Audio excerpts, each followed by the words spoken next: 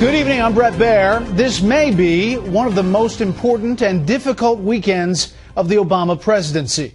The commander-in-chief struggled again today at the G20 summit to get any hint of traction for his plan to attack Syria. Tonight, Chief White House correspondent Ed Henry reports now a president with his back against the wall returns home and is facing a major gambit next week.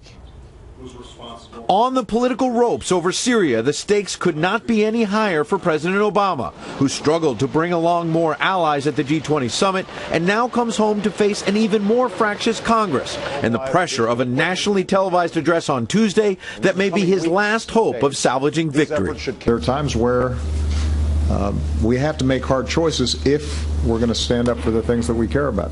And I believe that this is one of those times. Except many of the president's fellow Democrats are not buying it, even after a series of classified briefings. The skepticism personified by Congressman Alan Grayson, who is wearing a peace sign necktie as he declared, House doesn't want it, American people don't want it. In the Senate, Democrats gavelled the chamber into session briefly today to start the clock running so they can begin debate on Monday.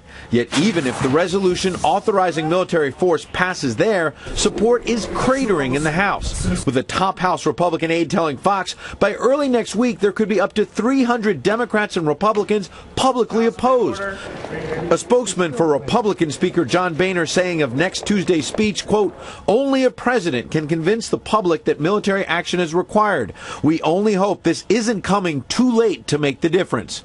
The raw anger was on display yesterday at a town hall meeting hosted by hawkish Senator John McCain. How much is the life of American servicemen worth? To me, it's worth a whole lot more. Sir, there's no contemplation of putting a single American serviceman or woman in danger. You can say that now, but when I'm telling you there's not. I know, but I'm telling you there's not, sir. The president did not fare much better at the G20, hosted by Russian President Vladimir Putin, who has already blocked any action at the United Nations and used his clipped style to make clear his sideline conversation with the American president yielded no more progress. It was a very friendly conversation. We stick to our guns. Everybody remained with his position. The president said he's known for days it will be a heavy lift in Congress. And I was under no illusions when I embarked on this path. But I think it's the right thing to do. He embarked on this path last Saturday in the Rose Garden when he reversed course after his late Friday night walk on the South Lawn and subsequent 2-hour meeting in the Oval Office, a path made far more perilous by these comments Wednesday. First of all, I didn't set a red line. The world set a red line. Even though he did set the red line and personalized it with "my." A red line for us is we start seeing a whole bunch of chemical weapons moving around or being utilized. That would change my calculus. That would change my equation. The message was further muddled when Tony Blinken, a top White House official who has been briefing lawmakers, suggested in a national public radio interview that if Congress votes no, the president does not intend to take unilateral action. The president, of course, has the authority to act, but it's neither his desire nor his intention to use that authority absent Congress backing him.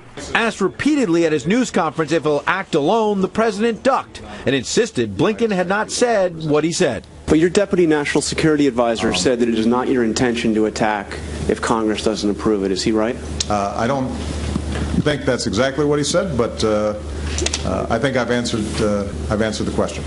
Now, at the State Department today, spokeswoman Marie Harf backpedaled and insisted that Blinken was not speculating what the president might do if Congress votes no, but Blinken's comments open the door to the possibility that despite all the tough talk, in the end, the president might not act. Brett? Ed Henry live on the North Lawn. Ed, thank you.